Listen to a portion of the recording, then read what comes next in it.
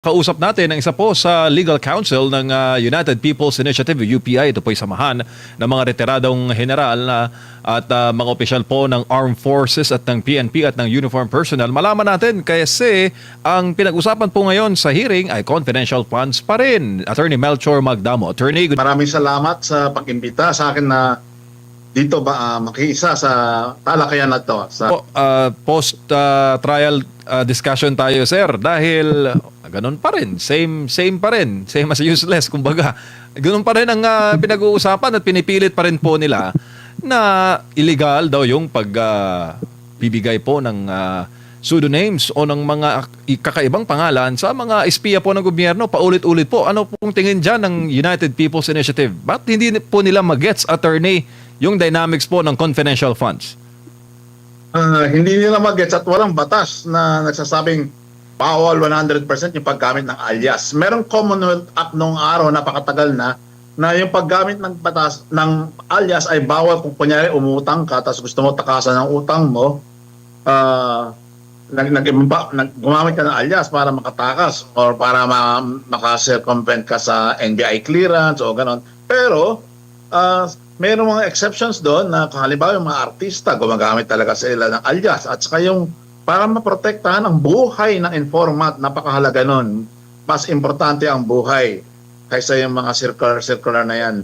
So yun nga, yung hanggang ngayon talaga hindi pa rin talaga umuusad, hindi nagpa-progress ang prosecution of the impeachment dahil iniiba nila, kinokorrupt nila ang definition ng confidentiality ng intelligence fund. Yun nga yung nakakapagtaka dito Kaya they have to corrupt the definition of confidentiality in order to accuse somebody else of corruption. Opo, ano ang tingin mo, sir, na na-establish ng, kung meron man, ng prosecution ngayong araw sa pagtanong po kay Ma'am Gina Acosta? Kawawa naman po, attorney. Nakaranas po ng mga katanungan kanina na marami po sa netizens ang hindi po sumang-ayon kasi nagamit yung mga salitang stupid, mga ganun, attorney. Stupid, scammer, modus operandi. Okay, may stupid pa nga doon Parang pinapalabas nila na bogo si Gina Acosta, no? Pero kung tutusin, as a disburser, nagawa niya ang trabaho as special disbursing officer. Itong si prosecution, iniiba nila yung definition or pinapipilitan nila na merong hard and fast definition yung disbursement sa Joint Circular ng Commission on Audit. Kung babasahin niyo doon, wala. Ang nakasulat doon yung authority, na-define ng authority ng isang special disbursing officer. Pero yung word na disbursement mismo, hindi siya nakatali, wala siyang hard and fast definition sa Joint Circular ng Commission on Audit. Opo, sa inyo po sa UPI, sa hanay po ng mga dating opisyal ng AFP at ng PNP at ng mga permadong personnel, bakit hindi na lang kaya AFP ang imbitahan? Kasi, di ba, para may paliwanag, gusto mo kaya nila na mabuyang-yang sa publiko yung dynamics.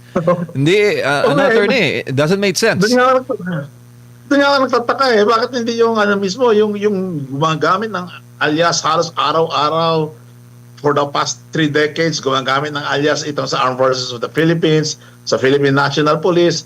Ginagamit talaga yung alias to protect the life and safety of the informant. Opo, tsaka na-establish kanina, attorney, na yung tree planting pala, bakit nasali sa tree planting? Kasi may surveillance bago ang tree planting. Yun yung sinabi ni Gina Acosta. At natanong din kung bakit kasali ba sa confidential funds yung mga lamesa at mga upuan? Meron naman pong, sabi ni Ma'am Gina, may mga ganun pong operasyon ng OVP.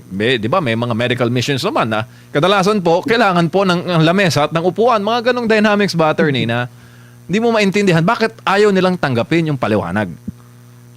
Nagtataka din ka ako ano yung bawal sa lamesa at upuan. For sure, nung hinakaras ng prosecution si Gina Acosta, nakapatong sila sa lamesa at upuan So kung gano'n, tatalbog lang pabalik sa kanila. Why are they asking those questions on a table and chair kung gano'n?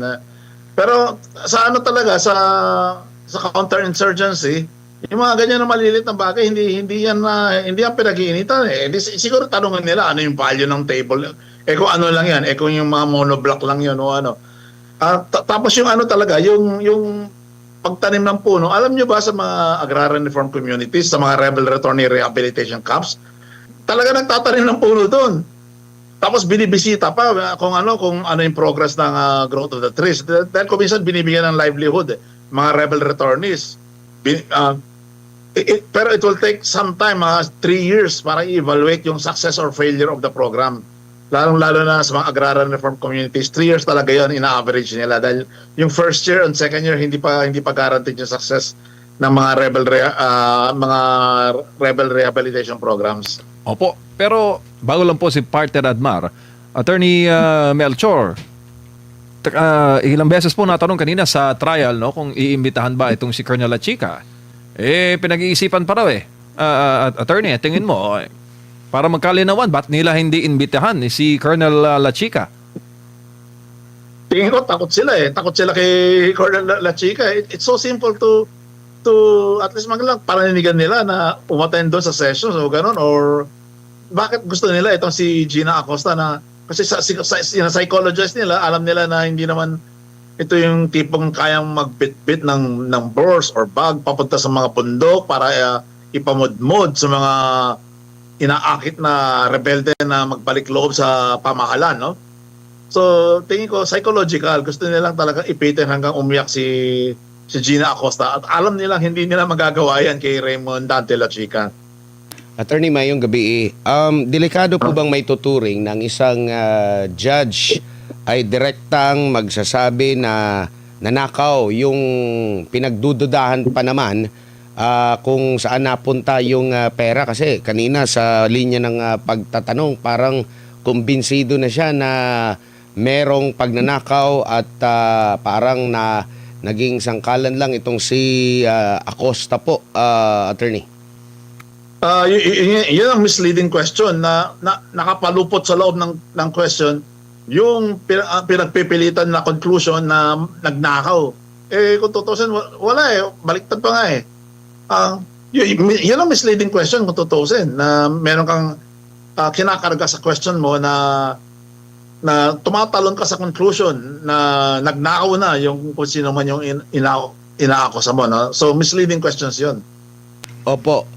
Yung pagtatanong ng prosekusyon, dahil halimbawa after na maibigay ni Acosta yung pera kay La Chica, kine-question kung napunta ba talaga doon sa tamang pagbibigyan ng pera o baka ibinulsa or natanggap ng pangalawang pangulo, pero hindi naman nila ma-establish sino ba ang magbibigay ng ebidensya na natanggap mismo ng pangalawang pangulo, sino ba ang magbibigay ng ebidensya na ibinulsa ni La Chica yung pera. Dahil ba after kay Acosta, pagpunta kay La Chica, hindi na alam kung saan na napunta, or pinagdududahan nila kung napunta ba doon sa mga nakapangalan sa acknowledgement receipt yung pera. Tama na po bang paghinalaan agad na mali? Hindi ba yun pasok sa presumption of regularity, attorney?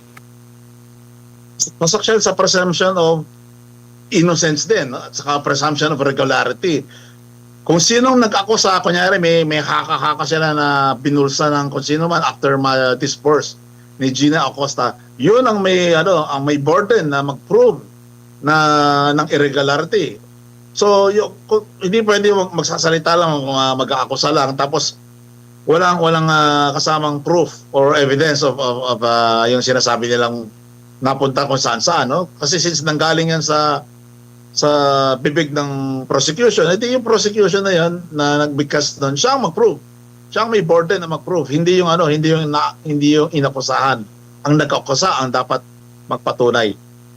Opo. Doon po sa terminong pag-disburse ng pera, malinaw po ba kung ano ba yung parang pinaka-ibig sabihin ng disburse, pag-disburse? Dapat ba si disbursing officer siya mismo yung magbigay o yung pagbibigay ba niya ng pera according na rin sa utos ng pangalawang pangulo At dahil alam naman niya na security officer ng OVP si La Chica, yung pagbigay ba niya ng pera ay parte yun ng pag-disburse o yung disburse na tinatawag ay dapat siya mismo yung magbibigay doon sa mga recipient ng confidential funds? Hindi, yung disburse, kasi yung root word ng disburse, dalawang words yun, yung dis, yung prefix, at saka yung burse. Yung burse ay B-U-R-S-E, French word yun o Latin word, na kuminsan nanggaling sa bulsa o bursa. Or bag, in short, bag. Pag sinabi mong disburse, nilabas mo sa bag. So ang paglabas sa bag, no, whether figurative or literal, at naiabot na ni Gina Acosta kay Raymond Dante La Chica, yun na ang disbursement, no? So dahil nailabas na sa bag, no? Tapos binitbit ni Raymond Dante La Chica sa kung saan man, usually sa mga insurgency areas, implementation na yan at yung accountability ay na-establish na kumbaga nagawa na ni Gina Acosta yung trabaho niya, na-disburse na niya, sa implementation na lang ang ginagawa nung ni La Chica, yung pinaka-ano mismo. Hindi kailangan na si La Chica mismo ang magdi-disburse dahil hindi naman siya special disbursement officer. Siguro yung pwede natin gawin yung halimbawa dito na naalala nyo yung Supreme Court case noong 2014 tungkol sa Disbursement Acceleration Program o yung DAP kung saan naging disburser yung buong executive branch of government. Dahil nung panahon na yan parang ini-impeach nun dati si Chief Justice Renato Corona. At yung incentive o suhol o kung ano man ang tawag doon, yun yung naging DAP, Disbursement Acceleration Program. Sinabi ng Supreme Court, yun yung illegal dahil yung purpose is unethical, no? Pero dito naman ito si Gina Acosta na ginagawa niya yung trabaho niya na ginagawa lahat ng mga nakaraan sa kanya na sa peace process o counterinsurgency, ganun din ang ginagawa. Eksakto.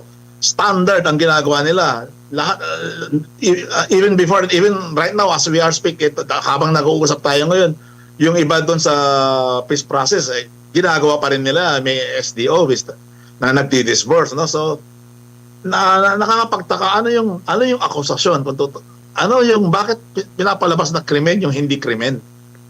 So, yung ginawa ni hindi crime yun, yung ginawa ni Gina Acosta. So kumbaga, yung sinasabi na bawal i-delegate yung pagdi-disburse ay hindi nangyari, sa pagkakaintindi nyo po, hindi nangyari dito sa sitwasyon na ito dahil parte ng pagdi-disburse ng pera yung pagtitiwala niya doon kay La Chica para si La Chica ang mag-implement ng mga confidential operations. Yes, parte ng yung pag-delegate, yung pagtiwala, yung hindi naman nag-delegate si Acosta kasi na-disburse na niya nung naiabot na niya yung pera kay La Chica, nagawa na niya yung trabaho niya as special disbursing officer. Tapos yung pag-abot kay La Chica ay dahil tiwala at dahil instruction din ng lawful instruction ng head of agency para ma-implement yung purpose, which is peace process, counterinsurgency, buying information, pagtulong na rin sa rebel returnees. So nagawa nila standard operating procedure, lawful operating procedure ang nagawa nila.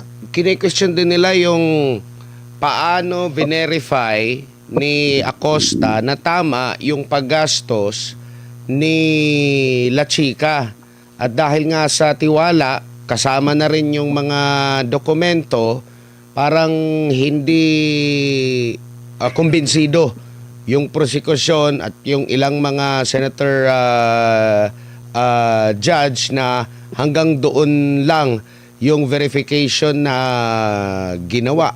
Tingin nyo po na ayon lang, kasi nga ina-explain ni La Chica sa kanya na confidential in nature itong pinaggamitan ng pondo, kaya hanggang doon lang. At sa verification din daw ni Acosta, kini-question nila dahil mismo si lang ang nag-certify or nagsasabi na ito, napunta ito sa ganito,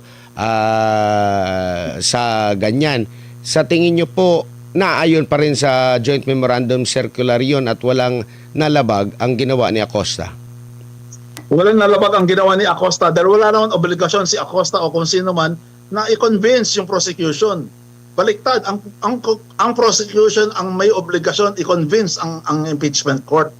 Dahil siyempre yung akusado, wala sa kanya ang burden na yan. Yung nag-a-accuse ang may obligasyon.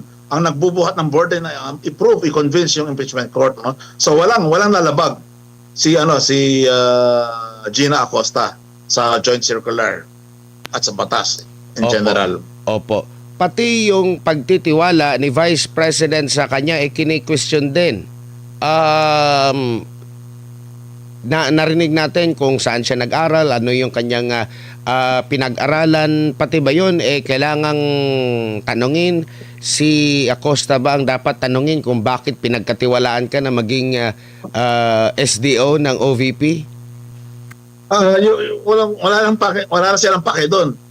At saka, besides, ano yung pangit sa nag-aral siya ng Customs Administration, ano yung masama doon? Ano? Nag-aral siya sa Davao, bakit? Is Davao inferior to, ano ba yung school nitong nanlalait na to, no? So, unang-una, wala silang pake doon kung si VP Sara ay nagtiwala kay Gina Acosta. Dahil, ang decision na magtiwala o hindi magtiwala ay nasa tao na nagtitiwala yon. Pangalawa, nung naungkat nila na graduate ng Customs Administration, ano yan? Is that an inferior course? Ano yung punto naman nito? Itong nanlalait na to, no? So, definitely, mas lalo lang magsisimpatize ang tao dito kay Gina Acosta. Opo, Attorney, sumatotal, hindi pa rin malinaw, wala pa rin matumbok na nagawang impeachable offense, lalong-lalo na yung pera ng bayan, laging inulit-ulit ito ng prosecution kanina na yung pera ng taong bayan, napunta sa bulsa o ninakaw ni Vice President Sara Duterte na matinding impeachable offense. Wala pa pong malinaw as of kaninang impeachment trial. Wala pong malinaw. Day 17 na ba tayo ngayon? Day 18 o day 19? Day 17 po. Day 17 pa lang. Wala pa talaga. Wala pang impeachable offense na napapatunayan. In fact, yung word na disburse nga, ibig sabihin lumabas sa bulsa, hindi pumasok sa bulsa . So, parang nag-aaksaya tayo ng oras, magkano ba ang gastusin dito kada hearing sa Senado.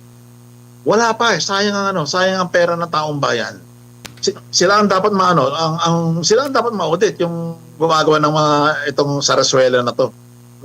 Opo, Attorney, si MJ Paulet. Sir, ano pong mga hakbangin ng UPI? Hahayaan po ba niyo itong ganito na mga diskusyon na wala po nagka-counter? Wala po ba kayong mga panghimok dyan sa mga retirado pang iba na tahimik na magsalita at magpaliwanag sa dynamics po ng intelligence and confidential funds?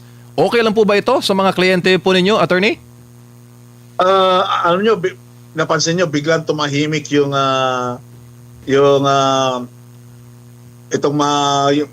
akala nila biglang tumahimik, no? Itong mga men in uniform, no? Pero parang, alam nyo, parang yung tigre, pag biglang tumahimik yan, nagre-ready na yun.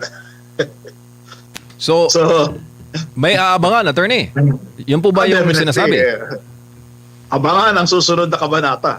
Opo, lalo pat medyo mahaba-haba pa po itong Article 1, itong confidential fund issue na kanila pong isinusulong po sa Senate Impeachment Court. Attorney Melchor. Merong i-disperse yung taong bayan at magugulat na lang yung mga magnanakaw na to. Nako, pakakaabangan po namin, Attorney. Mensahe po na nyo sa ating netizens, buong mundo nanonood po sa ating palatuntunan. Sa inyo po ang pagkakataon, sir, at mga nanonood din po sa telebisyon. Una-una, magpasalamat tayo sa taas, sa Diyos, magdasal tayo na wag sana naman masyadong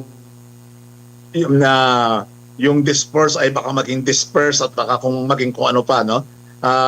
Pero pagka talagang magpupumilit itong kalokohan na to, puputok ang bulkan, no? So, magdasal tayo na sana maging mapayapa yung kalalabasan ng